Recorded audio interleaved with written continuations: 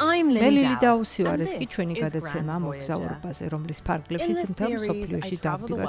ისეთი საოცარი ადგილების აღმოსაჩენად, რომლებიც უხვად გთავაზობს კულტურას, ფუფუნებასა და თავგადასავალს. გზად ხვდები ახალ ხალხს, სინჯავახალ გემოებს და სადაც კი მივდივარ, ყველგან ვიღებ წარუშლილ შთაბეჭდილებებს. Unforgettable. დღეს ევროპის ერთ-ერთ ყველაზე დინამიკურ და უნიკალურ ქალაქში მივემგზავრები, რომელმაც Expo 2027-ს უნდა უმასპინძლოს. Expo 2027. Stravო, მოგესალმებით ბელგრადში. დღევანდელ ეპიზოდში ვაპირებ გავეცნო იმ ქალაქის კულტურასა და რთულ ისტორიას, რომელიც ბელგრადს საოცარ დადებით ენერგიას ანიჭებს. ჩემს მოგზაურობას ქალაქში მით დავიწყებ, რომ დროში უკან უნდა დავიხიო. ბელგრადის მცხოვრებს უნდა შევხვდრათ ამ ქალაქის უნიკალური ისტორიის ამბები გავიგო. რესპუბლიკის მოედანზე ხვდები ჟელიკოს, იგი ტრადიციულ სერბულ სამოსშია გამოწყობილი. ეს ქალაქის მთავარი მოედანია და ბელგრადში ძირითადად აქ ხვდებიან ერთმანეთს. ჩვენ გარშემო ორი მთავარი შენობა დგას ეროვნული თეატრისა და ეროვნული მუზეუმის. აქვეა ყოველთვის ძვირფასი მონუმენტიც.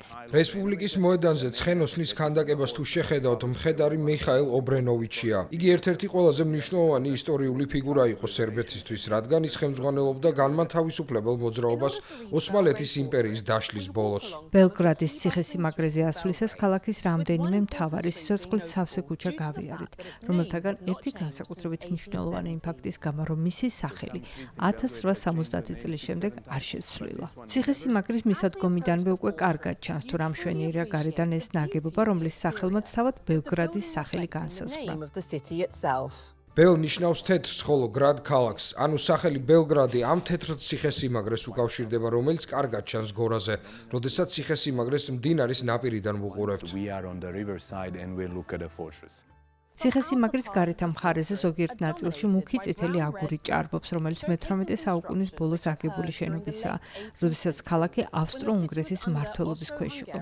თუმცა ციხის სიღრმეში უფრო ძველი ისტორიის მოწმეც ხდები, რომელიც კელტურ და რომაულ ეპოქას მიეკუთვნება. მიუხედავად იმისა, რომ ბელგრადი დროთა განმავლობაში მრავალ ბრძოლაში დამარცხდა, ამ ციხესიმაგრეს ყოველთვის აღადგენდნენ და ახლა ის ამ ისტორიული ძნელბედობის მოწმედ დგას.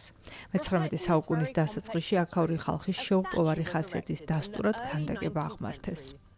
ეს არის გამარჯვების, სიამაყისა და სიძლიერის სიმბოლო, თუმცა ფიგურა შიშველია, რადგან ის ამავდროულად ახალი სიცოცხლის, თავიდან დაბადებისა და ახალი საწყისის სიმბოლოცაა.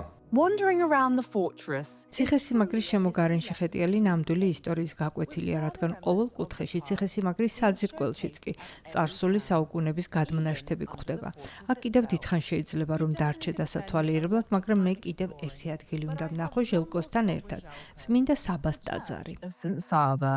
პირველ რიგში უნდა გითხრათ, რომ წმინდა საბა სერბეთის ორთოდოქსული ქრისტიანული ეკლესიის ფუძემდებელია, თუმცა სამწუხაროდ მისი წმინდა ნეშტი ოსმალებმა დაწვეს 1594 წელს. ამ ტაძრის მშენებლობა 1935 წელს დაიწყო, თუმცა მშენებლობა მეორე მსოფლიო ომის დროს შეჩერდა და მხოლოდ 1980-იან წლებში აღდგა. ტაძრის შიგნით უზარმაზარი გუმბათი და ოქროსფერი მოზაიკებია, რომლებიც მთელ ტაძარს ფარავს. ქალაქთან ახლოს ავილას მთა დგას, ბელგრადის სამხრეთით მდებარე პატარა, მაგრამ ისტორიული თვალსაზრისით ძალიან მნიშვნელოვანი მთა. დღეს ლაშქრობაზე მილანთან ერთად წავალ. მილანი თავგადასავლების მოყვარული კაცია, რომელმაც გადმოსახედისკენ მავალი ყველაზე კარგი მარშრუტი იცის. მოგწონთ? ძალიან მომწონს, უზომოდ მიყვარს, თორსა ჩემს ირგვლივ ხეებია. ბელგრადთან ახლოს ასეთი სუფთა ბუნებაა უბრალოდ საოცარია. ჩემი აზრით, სწორედ ამით არის გამორჩეული, არა? ქალაქთან ახლოს ხარ, მაგრამ ისეთი განცდა გაქვს, თითქოს მილიონი კილომეტრით დაშორდი. მთაზე ლაშქრობისას მშვენიერი პეიზაჟები შევხვდა და გადავწყვიტე წყაროსთან შეგვესვენა და აქაური ნაკადულის წყალი გვეგემა. რა კარგი წყალია. თან ცივიც. ძალიან ცივია. ლაშქრობას ვაგრძელებ, თან საუბრობ თუ რა მნიშვნელოვანია ამ ქალაქისთვის მის შემოგარენში მდებარე მთა და ზოგადად ისტორია. აქაური ისტორია ისეთი მრავალფეროვანია, სულ სხვადასხვა ხალხი შემოდიოდა ამ ქვეყანაში, რაც ძალიან რთულია. Really complex. დიახ, ამაზე იმიტომ ვსაუბრობთ, რომ ბელგრადი ორი მდინარის გადაკვეთაზე დგას, რაც ძალიან კარგი მდებარეობაა ვაჭრობის გასაკონტროლებლად დასავლეთიდან აღმოსავლეთისკენ და ყველას უდოდა ბელგრადში დარჩენა, მისი დაპყრობა და ვაჭრობის კონტროლი. როდესაც მთის წვერს მივახციეთ ყოველი მხრიდან გასაოცარი ხედი გადაგვეშალა თვალწინ. შეგიძლია დაინახო ავალას კოშკი, რომელიც ბელგრადის სიმბოლოა. სხვა კოშკებიც გვაქვს, მაგრამ ეს კოშკია სიმბოლო. სამწუხაროდ 1999 წელს ეს კოშკი დაანგრიეს, თუმცა 2010 წელს ისევ აღადგინეს და დაუბრუნეს ძველი დიდება. ახლა კოშკი დგას როგორც ბელგრადის ისტორიის კიდევ ერთი მნიშვნელოვანი მატიანე. ქალაქში დაუბრუნდით და დროა ბელგრადის ერთ-ერთ ყველაზე ცნობილ ადგილს ვესტუმროთ. როდესაც ბელგრადში ხარ, ყველა შკადალიაზე გელაპარაკება და ადვილი მისახვედრია რატომაც. ერთი სული მაქვს სერბული სამზარეულოს ზოგიერთი კერძივი გემო. სერბული გემოები რომ გავსინჯოთ, ცნობილ რესტორანში მივდივარ, სადაც ხშირად დადიან ხელოვანები, პოლიტიკოსები და სამეფო ოჯახის წევრები. რესტორანი ტრიშეშირა, რომელიც ითარგმნება როგორც სამი ქუდი. უკვე 162 წელზე მეტია ტრადიციულ კერძებს თავაზობს სტუმრებს. რესტორანი მეორე მსოფლიო ომის დროს მხოლოდ 6 დღით დაიხურა. რესტორნის სამზარეულოში შესulis ნება დამრთეს, რათა ორი განსაკუთრებული კერძი მოვამზადო. დღეს მოვამზადებთ ჩევაპის, ხორცის ტრადიციულ სერბულ კერძს. ჩევაპი გატარებული საქონლის ხორცისგან მომზადებული თითის სიგრძე ხბეულებია. მათი მომზადება ძალიან ადვილია და შემდეგ 10 წუთი გრილზე უნდა შეწვა. აი ასე, ძალიან ბუნებრივად გამომდის.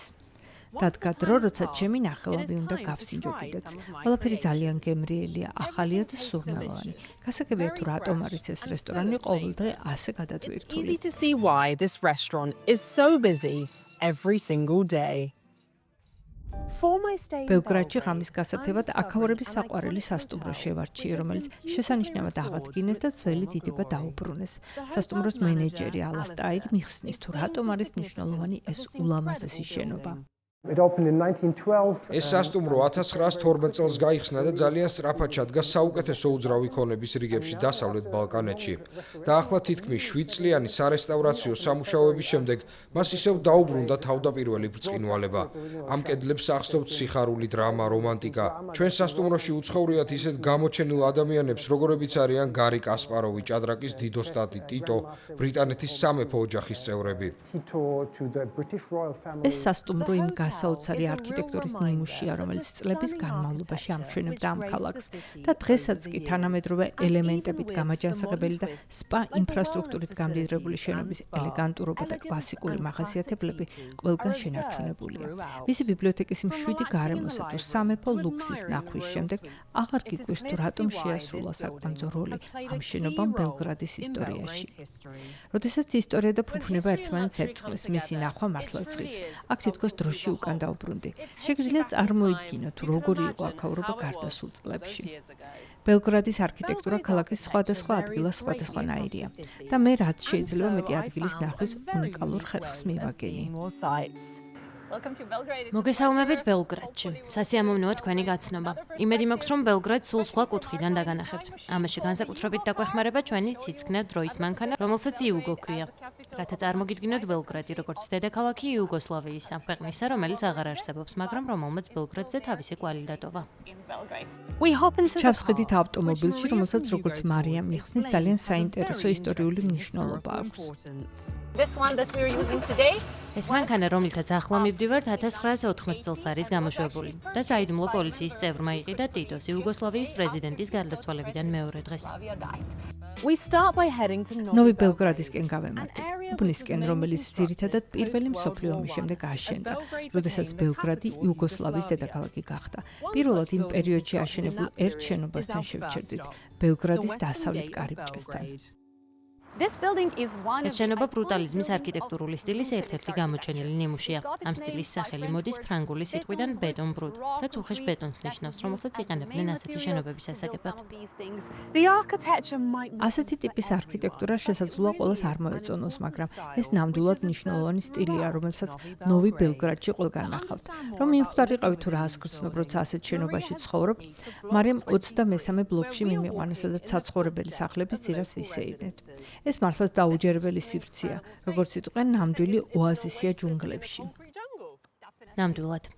There are schools, play areas, coffee shops. აქ ნახავთ სკოლებს, სათამაშო მოედნებს, ყავის მაღაზიებსა და სპორტულ ინფრასტრუქტურას. ეს ყველაფერი ამ შენობების შიგნითაა.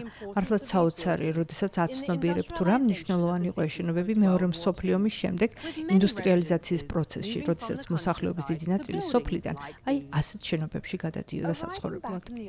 ისევ ძველ ქალაქში დავბრუნდით, სადაც თანამედროვე ცხოვრების კვალიც შესამჩნევია, ულამაზესი კედლის მხატვრობის სახით. On display. ბელგრადი ცნობილია მისი კედლის მხატვრობით, ქუჩის ხელოვნებით, განსაკუთრებით ქალაქის ეს ნაწილი დურსალის უბანი. ეს შეგვახსენებს, რომ ყველაფერი ყოველთვის კარგად არ ყოფილა. და რომ არც ახლაა კარგად, მაგრამ უნდა გაერთო. On the way. There are two very important ბელგრადში ორი მნიშვნელოვანი მდინარე ჩამოდის, საბა და დუნაი. მათ შესართავთან ბუნებრივი კუნძულია, რომელსაც ადგილობრივები დიდი ომის კუნძულს უწოდებენ. გადავწყვიტე მომენახულებინა ეს მშვენიერი ადგილი და ამისთვის კაიაკის ნავით წავსულიყავი ადგილობრივ ინსტრუქტორთან, დანიელთან ერთად. შესანიშნავი წყნარი დღე იდგა, რის გამოც მდინარეზე ცურვა განსაკუთრებით სასიამოვნო იყო. ბოლოს და ბოლოს მივადგეთ კუნძულს და შევჩერდით, რომ ხედები დამდგარიყავით. enjoy the views. In the summertime they come with the boats. ზაფხულში აქ ნავებით მოდის ხალხი. უამრავი ნავია ხოლმე, პატარა ნავები. დიდი იახტები არ გვყავს, პატარა ნავები 105 მეტრის სიგრძის, რომელშიც ოჯახი ეტევა და ბავშვებიც აქ ცურავენ. And children swim here. სერბებს საუკეთესო ცხოვრების წესი ჰქონიათ.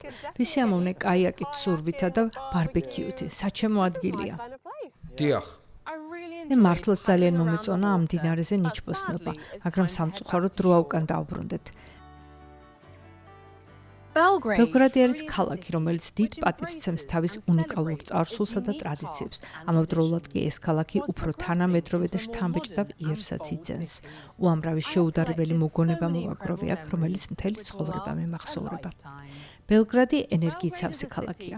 ხელს პირდაპირ ვერ დაადებ მაინც რით არის ასეთი განსაკუთრებული, მაგრამ მე მართლაც შესანიშნავი მოგზაურობა გამომივიდა. თუმცა ახლა ჩემი შემდეგი თავგადასავლის For დროა. now, time for my next adventure.